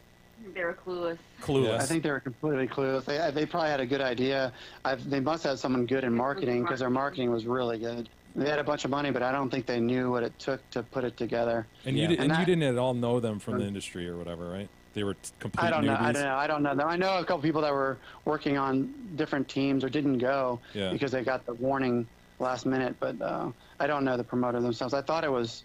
I think Ja Rule. Ja Rule was one. Ja Rule was one. Well, then normally you would hire... Normally, I mean, especially if you had no idea what you were doing, you would hire, the best production manager in the business, which we've done, and we do know what we're doing, but I will admittedly say we've never thrown a festival before, but we've been promoting events for 20 years, so we have the experience on the promotion side and events, but I've never thrown our own. I've worked at other festivals too for the past 10 years, but we never had our own. So what, the logical thing there was like, what do we need to do to be successful? And that is to create a team from the very beginning that is, if not the best, at least close to the best in the business, so that we are set up for success from the very beginning, and we have room to grow into their skill levels. Yeah, that's the thing about Fire. It sounded like they were just two goofballs who never really built a team, never had done this, and then when they got pricing for like stages and production, it's like, that's going to cost $5 million. You're like, no, we'll pay you $300,000. It's like, no, dude, it costs $5 million. It's definitely easy to say, hey, I'm going to throw a festival. I got this great idea. But implementing it is a whole nother story. And then the losses that you incur from the beginning. I've never heard of a festival financially successful from the first year. I just haven't heard of it. And then, so you have to just be ready. And it's funny, one of our main site ops guys in the first couple of years was like, just be ready to throw that suitcase of money right into the ocean. And we were like, what do you mean? We were like, we didn't get it until after our first year. And then we're like, oh, okay, that makes total sense now. I wish it didn't, but it definitely did. And so you just have to be able to get through some. And it takes many years. Man, it just 3 to 5 years. Get through those moments, and then like we had to move, and once we moved, it's almost like starting over again. It's almost like starting back because you're not acclimated to the new site, so it requires new relationships and relationship with the speedway and their concessionaire and their city council and their government officials and everybody else. It's just a matter, and then getting everybody happy with the space, and then they got there, and the new space. There's things that weren't perfect. So what can we do to make the site even better for everybody, whether it be the ingress or the egress or the overall entryway at the ticket booth? I mean, there's just everything logistically just has to be. And then if people don't have a good time, then Glenn and I take it personally. I mean, we are devastated if someone doesn't have a good time, and we definitely shed many tears when we've spread complaints about, the event. Yeah, anything. So a couple of, to touch on that, it's somewhat, it's polar. Like, so on one side, it's just devastating when someone, for us at least, since it is independent, it's so close to our heart. Like, if someone doesn't have a good time, we take it personally. But on the other side of that is what is the impetus really behind our hard work and staying in it is the other side of that, when someone comes to you with the most sincere compliment about just they had the best time of their life, and they've never they got married, they met their husband there. Those kind of things not just keep you going, but it almost gets to a spiritual level for us. It's just like it just lifts us up so high, and it just makes everything it just valid. It makes everything worth it. I mean, we live for it. I mean, it's why we do it. And so when we see these big, huge smiling faces and people laughing and taking pictures, and we get to see afterwards, we get to see some of the video and everything else. It's just like, and then people's comments, the good comments. It's just it's moving. Well, you guys are clearly doing something right, because we read a lot of stuff about festivals and especially this one in prep for you guys, and everything I read, it's such a well-respected festival, the Imagine Festival in Atlanta. They say it's one of the best in the world, and that's got to be the biggest compliment you guys can get, especially as an independent group. It is completely humbling. It's mind-blowing, really. We feel blessed and thankful. We just try to kind of go back to the golden rule and just let's focus on, if we went to a festival, this is the way that we would want to be treated. This is the quality of production that we'd want to see. I'd like there to be something going on over here. Maybe I can rent a ping pong table during the day. I'd want my prices to be reasonable. It's as simple as it sounds. As simple as it sounds, like, hey, just do what you would want to be presented if you were went somewhere. It's exactly kind of what we try to focus on, and it seems to be translating, and people seem to be understanding it and getting it. And the second side of that is just the independent part. It's great because we don't have to go through a bunch of red tape. If there are issues, we can handle them immediately. And I just think that people can feel the difference at the festival, the vibe, the energy. It's just different when it's independent versus corporate, and the people can feel it, and they have been feeling it. And we've just been, again, super thankful that all the media and it seems like most of the guests, for the most part, have been overwhelmingly pleased with what we're doing. We're certainly not perfect. We're learning from our mistakes, but we're also very excited about overcoming those challenges. Yeah, what's nice too is we'll get emails from our guests that are like, hey, it'd be really neat to see this at your festival this year. And then Glenn and I will sit over dinner and be like, hey, you know what? That's actually a really good idea. Let's do it. And the next that customer has their wish granted, and it's really nice. Yeah, that's always fun to interact with. It's funny, so we're the ones on Facebook interacting for the most part. We do have some other people helping now as of the past few months, but for the most part, we're out on the fan page responding, and people are like, oh, you're just an intern or whatever. And like, no, just look at my name. It's actually me. Like, respond. Yeah. Hey, you mentioned pricing a few moments ago, and I noticed in glancing over your website, I mean, you can go for a few $100 up to VIP levels that reach like $3,500. Yeah, I want to know what that. Yeah, talk about that. How does that experience differ in the VIP area? We want the festival to be available for everybody, and that's why we start our price point at $99 for the full weekend pass for our customer appreciation ticket. In fact, we lose money on that ticket, but for us, it's a give back to us. And if we feel like if you come to Imagine, you're going to have a good time, and you're going to tell all your friends about it. And I think that's, again, what's been helping us as far as doubling our numbers every year, is just that once they're there, we've got it. Like, we know we can show you a good time, a great time, the best time of your life. So that's where the $99 ticket comes in. As far as getting up to the higher echelon, the $3,500 ticket, which is an RV pass that overlooks the Speedway, has the best view of Stage 2. You can hear it and see it perfectly from your RV. It also includes 5 RV passes, 5 VIP passes. So if you actually break that down, it's not a bad deal. In fact, I think you get your RV spot for free if you break it down, because it's RV camping plus RV tickets. So Do you supply the RV? Yeah, well, no, we don't. We don't supply the RV at man. that price. We've looked at some of the other festivals that supply, let's say, a tour bus, Sure. and those prices are in the $20,000 range. Oh my God. Yeah. Yeah, we're just not there yet. We want to grow organically. We want to get things right with everything that we're doing now before we expand too quickly. We've had opportunities to go corporate. We've had a lot of people make offers, and we just don't. We want to keep the integrity of the festival. It's extremely important to us. Again, I think the fans get it, the guests understand it, and we just love it, and we want to make sure that the festival keeps its integrity. And so we're not going to grow too fast. We're happy with the way it's growing now. Although it's fast, it's not too fast, and it's growing organically. And I think that's the best way to keep control of the customer experience and customer care. Glenn, is it safe to say that Disney was in part responsible for the fact that we have the Imagine Festival? I wouldn't. I Or don't perhaps, know about that. perhaps you not taking a job at Disney. Were you going to be an Imagineer? No, I was actually never going to work for Disney. However, I certainly. You had an interview. Yeah. Oh, that is true. Did I say that somewhere else? Yeah, you said that enough. You did. I read it, and it was quoted. Oh. It was quoted, so you said it. Said Sometimes Glenn I forget Goodhand parts of my says. life, but sometimes I forget parts of my life. But that is true. That is true. I was going to go work as an attorney actually for Disney. I had a good family friend of mine that was in corporate Disney, and offered me to come out there. I had an interview. I had an interview set for about 2 p.m. and I got up at 6 a.m. and I was going to get there. I heard of LA traffic and I was going to get out there nice and early and just have lunch. Anyway, I got on. It wasn't A1A, but one of the main highways.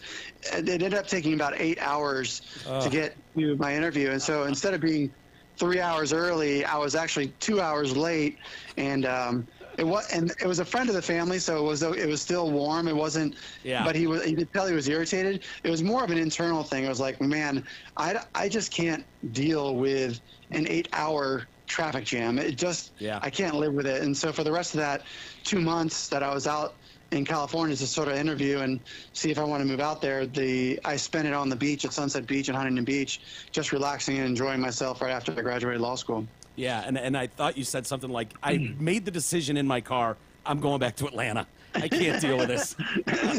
Yeah, I mean, Atlanta traffic is bad sometimes too, but it wasn't like that. That was a whole new world for me. I just knew it wasn't for me at that point. Well, Glenn, Madeline Goodhand, CEOs of the Imagine Festival in Atlanta, you will not read a bad thing about it. It's one of the most well-respected festivals in the country, in the world, actually. And for people that want to go, it's September 22nd through the 24th, held at the Atlanta Motor Speedway. And I know I was looking your website over. You guys have some really cool things for people there. I know fans will really dig it. If you're interested in tickets, imaginefestival.com. You can find everything there, all the info you need, and we really appreciate your time. Yeah, thanks for your time, guys. Thank you so much. Yeah, we appreciate your time, and thanks for the interview. We enjoyed it. Good. I look forward to seeing you at Imagine. Everyone there. See you at Imagine. Yeah, Eric will be there for sure. All right, guys. Thanks. Thanks so much, y'all. Appreciate it. Take care. Bye-bye. Bye-bye. Well, E, we didn't embarrass you, did we? You're fine. Were you worried we were going to embarrass No, you? God, no. He did have a look on his face like, fuck, is this going on? Did you feel the love coming down the phone line as you listen? The thing is, I think, some people might think, oh, this would be an obvious thing where maybe I would have questions. But I know that probably some people listening would not care about the questions that I would ask. Isn't that sad, though, that Jay and I are going to ask better questions than you, and we've never been to one of those things? That's not what I'm saying. And don't even care about it. That's not what I'm You know what I saying. mean? That's sad. That's not what I'm saying. I didn't say better questions. I said questions that you wouldn't probably give a shit about. Yeah. I would have got more into the artist. I mean, even when he said when they went corporate, I almost slid in there. I'm like, are you saying Insomniac? Is Insomniac offering to buy you up? You're right. Those would have sucked. You're right. I wouldn't have known what he meant. I wouldn't know what that means. If you knew. Glenn's an Insomniac. Fine. I had no idea. Fine. No, you had a look on your face during that whole interview, and I know that look. There are guests that I've booked that I was really passionate about for whatever reason, and it was like you talk Drew and Mike or something into doing this interview, and then you're sitting there like, oh man, are they having fun? Do they like this? Are they just doing it because I asked them to? There is a little bit of that. And you had that look on your face, and I know that feeling, because this isn't Jay and I's thing, and you kind of asked us to do this, and And so we did, but they were fine. They were fine. I'll talk to anybody anytime, E. Bring anybody anytime. Well, yeah, but still, that may be true, but still doesn't mean that once it gets going. Oh, this is going to be aired. I mean, no. If you hear this, we hit a button on accident. If you're listening to this, no. E, this is meant for the garbage. Remember? Oh yeah. We don't go to EDM festivals. Of course. Yeah. All right. Well, they were fun, anyways, and I mean that. Everything I read was like, this festival's the shit. Yeah, likewise. Independent. They talk about the forest a lot. Happy Forest, E, by the way. Happy Forest. Happy Imagine. I think I had a body high during that interview. Yeah, I did too. I caught a secondhand body high buzz as well off that interview, Jay. So, well, have fun out there, E. I hope you get your media passes and you go have a good time. Say hi to them for us. I will.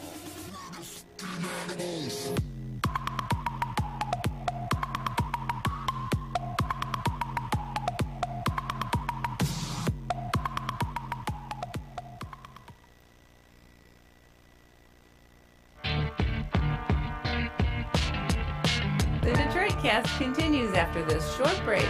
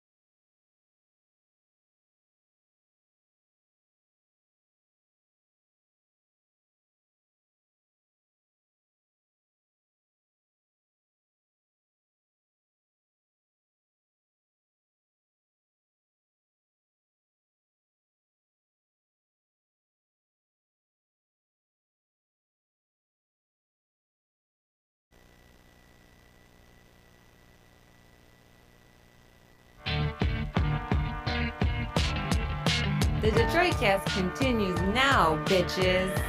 Here's Mike and Jay. All right, welcome back to the Detroit Cast. Mike and Jay. God, I wish we could take the listeners like behind the scenes with some of our discussions. You know what I mean? Like, oh yeah, I know what you mean. It's unfortunate, but we have to be really careful with some things, and this is one thing that just can't go out over the air. I probably shouldn't even mention it, but fuck, is it fun? Oh, fuck, is it fun? And funny as shit, and it's too bad. It's just a shame. It's one of the funnier things that has ever happened here in my life. Really, yeah. Honestly, it's just, yeah. Maybe someday. Someday. There probably will be a day. But anyway, I was keeping an eye on the Barcelona Spain thing upstairs for a brief second.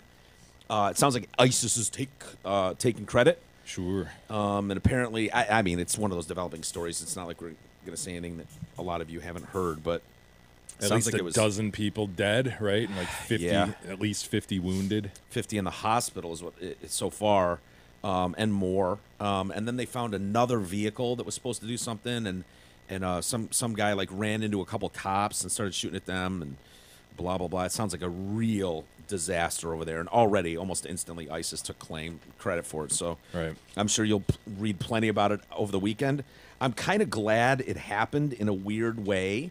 I only say that because the timing is spectacular, because we don't have to spend the next 3 days talking about it on the show, because it's heading into the weekend. And secondly, I'm not watching on the 24-hour news. Like, I was flipping around to CNN and Fox and MSN, and they're all on this story, which means they're not going bickering about some horseshit Stonewall Jackson statue in Mississippi or something. Yes, the neo-Nazis. And you got to turn the news off, Mike. I know. Well, it was bring nice. Some happiness into your life. It was nice that it flipped. Oh, now you have a good terrorist. Yeah, but we don't have to talk about it. Yeah. You know, we won't be here. By the time we get back on Sunday, it just won't be like that top of news, and the story will be fully developed. We'll know what actually happened. Maybe then we can discuss it. But. Promise me you will not watch CNN or Fox this week. Come on, Mike. I have to, dude. Dude, you can scroll.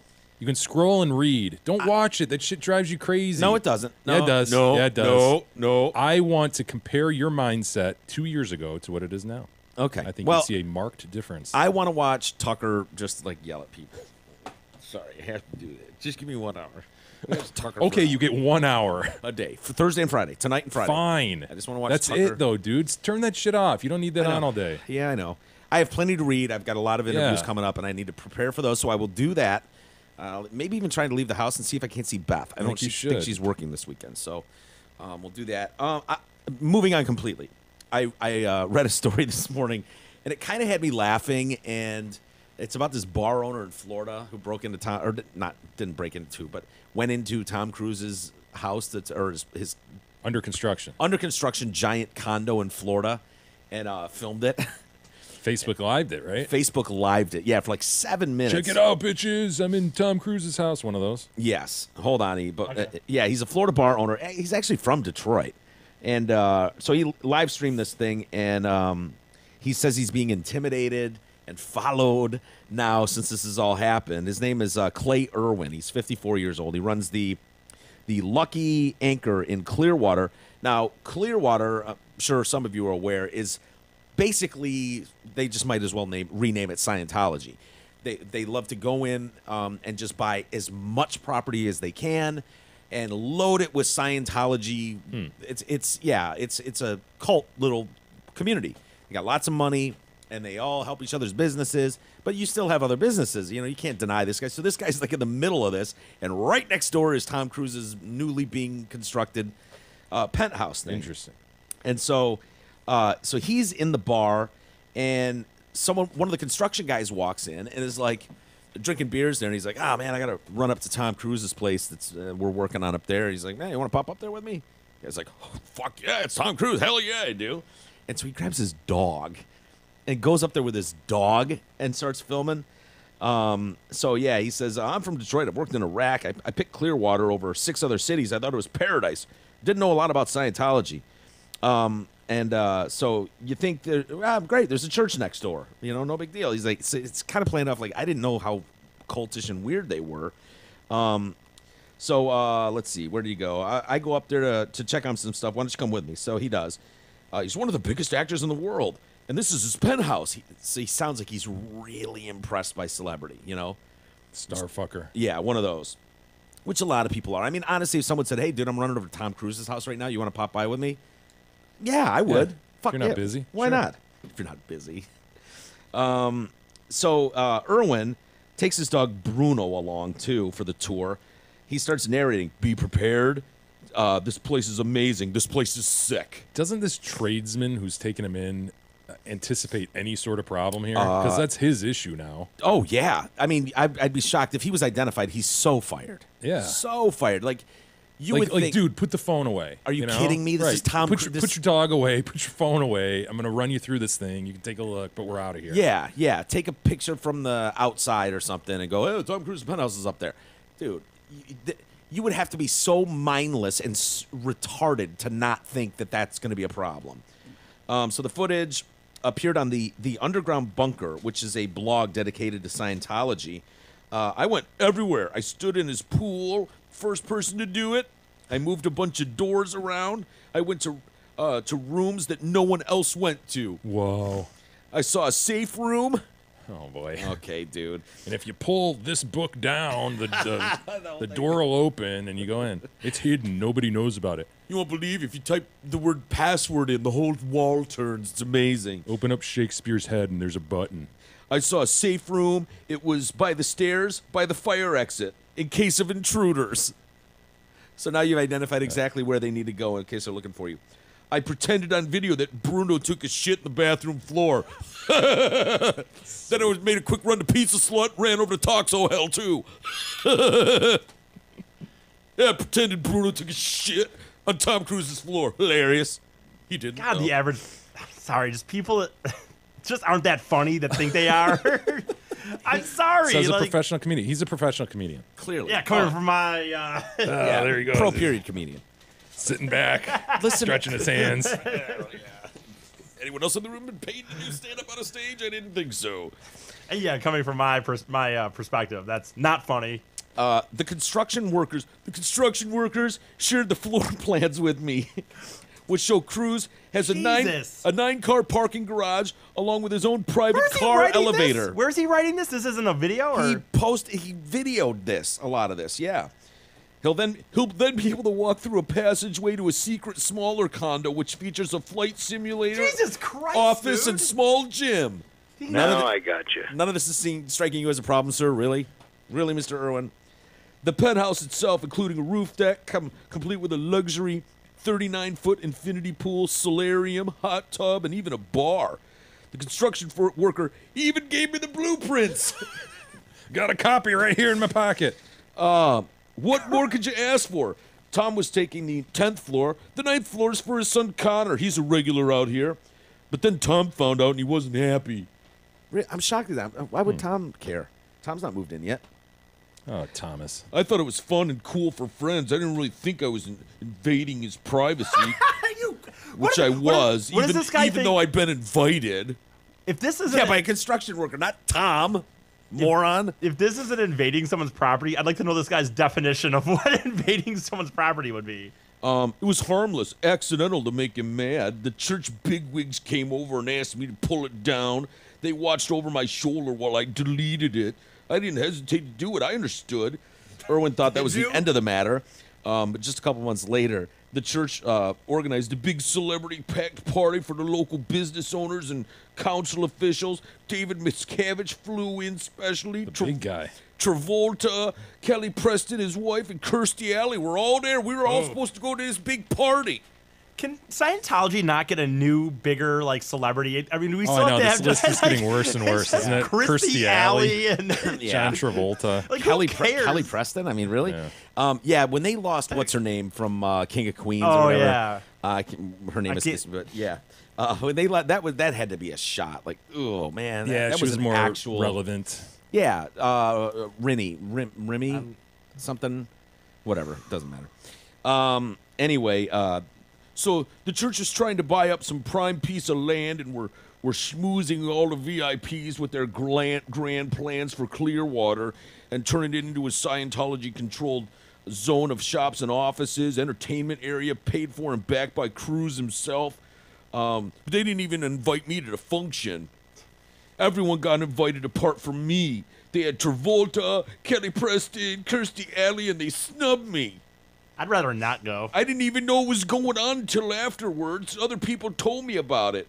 He was bummed, and he bumps into Kelly Preston on the street and told her, I had to tell her how I felt. What the hell? We're still talking about the bar owner, right? This Yeah, guy oh is yeah, oh yeah. able We're to talking own a about bar? Mr. Irwin, the 54-year-old bar owner from the Lucky Bar Yeah. next door. So it was Easter Sunday. So on Easter Sunday, he catches Kelly Preston on the street, and she sits down for a half hour with him Well, it's on not a like bench. she's celebrating or anything. Well, yeah, that's true. But she's sitting down with him and humoring him and listening to him, just like, this is what happened. And it's not. I didn't even get to go to the super celeb party. What kind of crap is that? So she walked by and sat down for a half hour, and she told me in the end I should get over it. You know, yeah, she was right, but I didn't want to miss out with my picture getting taken with you. And she's like, you want to take a picture with me? He's like, yeah. Oh And so my God. she takes a picture with him. If you want my picture, let's take a picture together. I felt better about everything. I'd met Travolta before, and he was great. Scientology PRs also tried to prevent me from doing any interviews with TV and newspapers, who were all trying to talk to me because I was the first guy to step foot in Tom Cruise's new pad. The church made him an offer. They said, we'll do our own thing, and for you to publicize the bar. They said they'd set me up with a couple celebrities to take pictures with me and pose. I could hang them on the wall. But I didn't know whether to believe them, so I refused. Everything went cold. People stopped talking to me, stopped saying hi. People who I see every day, they no longer speak to me. They brought me cookies and cake and stuff and asked how everything was going before all this. Then the weirdness began. It started with new customers asking about technical questions, like what's going on, like all kinds of nosy technical questions about the bar, and he's answering questions. Next thing he knows, like he's getting all these sanctions, like the city's fining him for dumb shit. Others say, they fined me for too much signage in my window. Yeah, what's your eave size there? Oh, that's 20 by 20. Yeah, it sure is. It's only supposed to be 18 by 12, but fuck them. Wink, wink, wink. Next day, they show up and they're bitching about my easement. I don't know what happened, but it seems like a weird coincidence. So the oddities turned sinister when Irwin was walking his dog, and Bruno, yeah, and he stumbled across a camera in a neighbor's yard, which Bruno's like, what's that? You know, and Bruno goes over there and he's like, well, yeah, what is that, Bruno? What you got there, boy? And he picks it out and he's like, why is this camera? And why is it pointed at my house? Oh, my God. Yeah. He fucked with the wrong cult. Yeah, and he's like, oh, by the way, my neighbor's a Scientologist. I thought it was a nature camera. Then it was like, wait a second, that's pointing at my house.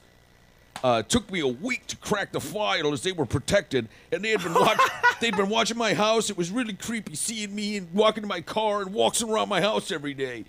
There was also previous footage of another family from February or March. I made a police report, and I spoke to the FBI, and they told me to contact the local police.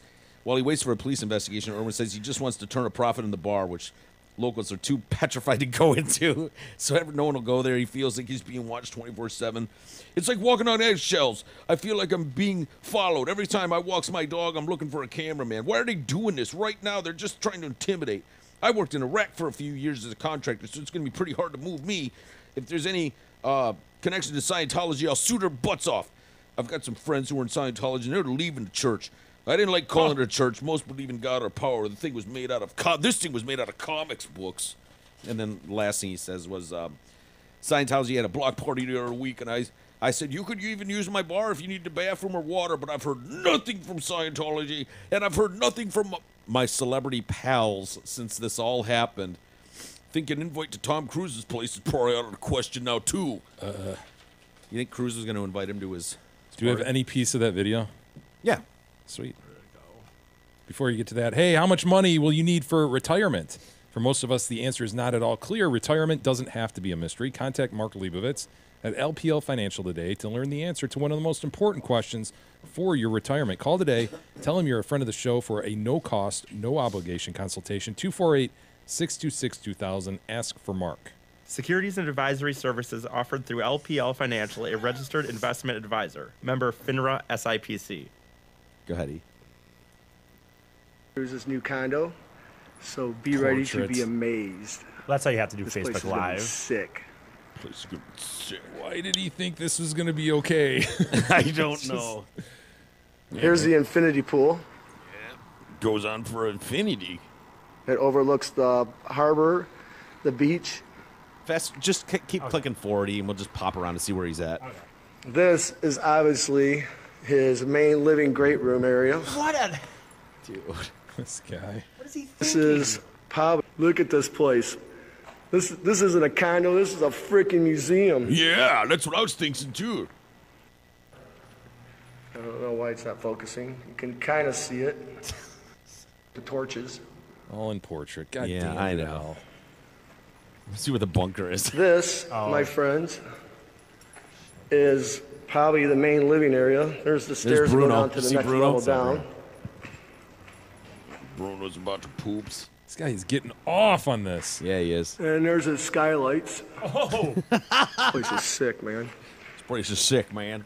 Anyway, it's kind of funny. The video is kind of shaky. I'm sure you can find it out there, but Scientology is not to be fucked with. Oh, If you, they are nasty as far as sending out the squad to just make your life miserable. And how he can't understand that is insane. You'd think thought he'd be everyone walking knew on that. pins and needles being so close to him, you know? Yeah. You'd think you'd be really like, oh boy, I want to piss Yeah. anybody off around here, and then you go do that. Wow. Yeah.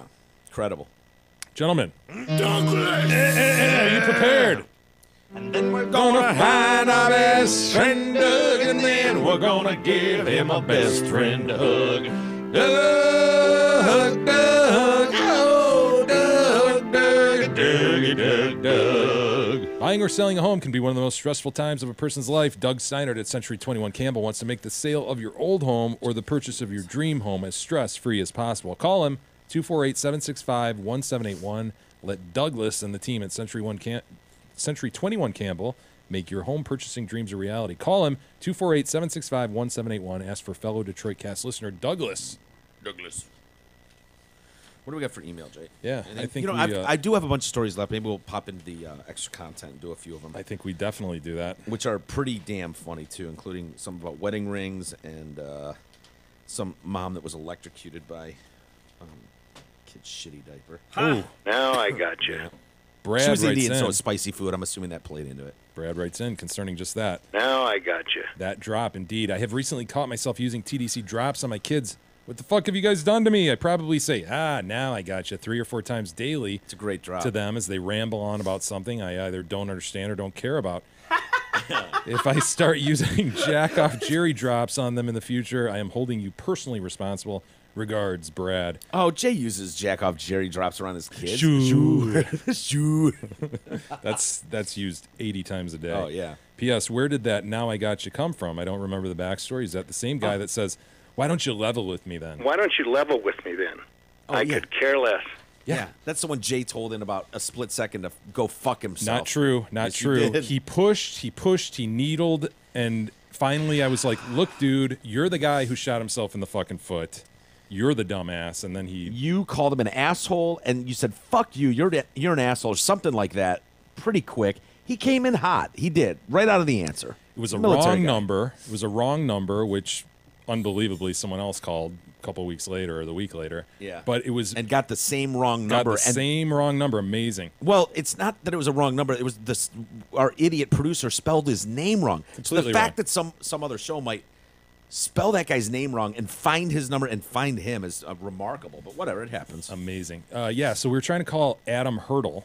Yeah. And talk to Adam about shooting himself in the foot because I have long had this thing like, dude, I kind of want to know how it feels to be shot. And that's what he did. He And shot that's himself what in he the did, foot just to see how it would feel. Yeah. So we call this number, and it was spelled wrong, as Mike mentioned. So we get John Hurdle, who happens to have a son named Adam, Yeah. which throws the whole thing off. Yeah, we had, And he's- we said, "Hi, is Adam there?" And he went, "Who is this?" I think Adam was really, really young was the problem, and so he's like, "Why are these grown men calling about Yeah. my fucking 4-year-old?" Then he gave us the 10th degree over and over and over, and finally it was just like, dude, stop, okay? You're the one who shot himself in the foot, and then that's when he's like, I didn't shoot anybody. Yeah. I didn't shoot myself. Why don't And you while you're- fucking say that right out of the gate? Yeah. And then, but in the meantime, he gave us some great drops. Now I got you. Why don't you level with me then? That's I what- could care less. Yeah, we were trying to explain the story to him, and he could care less. I could care less. And why don't you just level with me came rather early in the discussion, too, where it was like... Well, he was trying to set the tone. You know, I'm in control. Yeah. He's a professor at the Air Force Academy and all military this shit. You know, yeah. I thanked him for his service when we let go. I was trying to just relieve some of the tension there. We have tried him off the air a couple times and haven't had much luck with him. Oh, he picked up. Remember that? I think that's in members content. He picked up. Yes. We could hear Fox News on behind him. We know he was there. We could hear him breathing. Yes, he was. And we start playing his drops. That must have been very confusing. Why don't you level with me then? We're like, John, come on, John, and you can literally hear like Shepard Smith rambling in the background. Oh, it was hilarious. Anyway, speaking of the members area, let's go there, and we will bid everyone else adieu. Yeah. Have a great see you weekend. next week. Monday, right? Yep. We'll see you guys Monday. Thanks everybody for listening. We'll see the rest of you in the members area.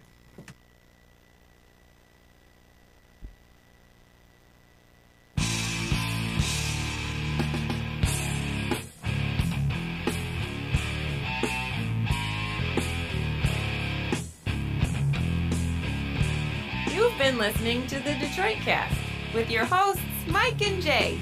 From all of us at Radio for One Studios, thank you for listening. And as always, thank you, Detroit.